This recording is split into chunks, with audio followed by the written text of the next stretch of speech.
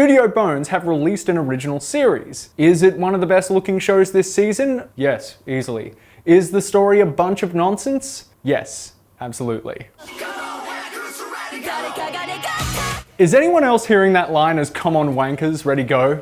Well, I am, and now I can't unhear it. Concrete Revolutio Superhero Phantasmagoria has a similar setup to Spring's Blood Blockade Battlefront. A delightfully retro future Earth is populated by superheroes, aliens, ghosts, magical girls, you name it. Jiro Hitoyoshi is an agent for the imaginatively named Superhuman Bureau, which is charged with policing superhuman activity and pacifying any who fall out of line. And that's the whole plot, really. Jiro steadily builds up his own super team, fights rogue superhumans, and has a car that transforms into a mecha centaur. Every week features some new baddie and/or ally that must be subdued by the Superhuman Bureau. So the story is nothing exactly revelatory, but it does let one of the most visually imaginative anime studios do whatever the hell they want. In contrast to, say, Blood Blockade Battlefront's noirish color scheme, Concrete Revolutio is saturated in this psychedelic color palette. The retro-futurist setting has this lovely comic texture about it. The art style is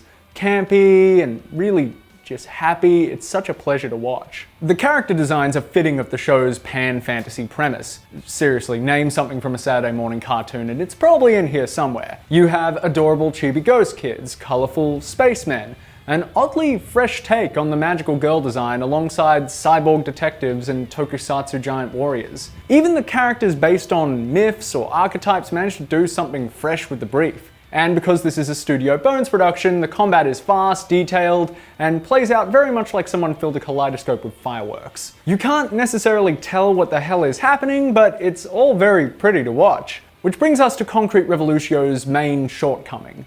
The plot is gobbledygook. I once babysat a friend's 5-year-old, and the hyperactive nonsense stories he came up with after drinking a Coke were easier to follow than episode 1 of Concrete Revolutio. In some episodes, the story jumps ahead in time and then back again.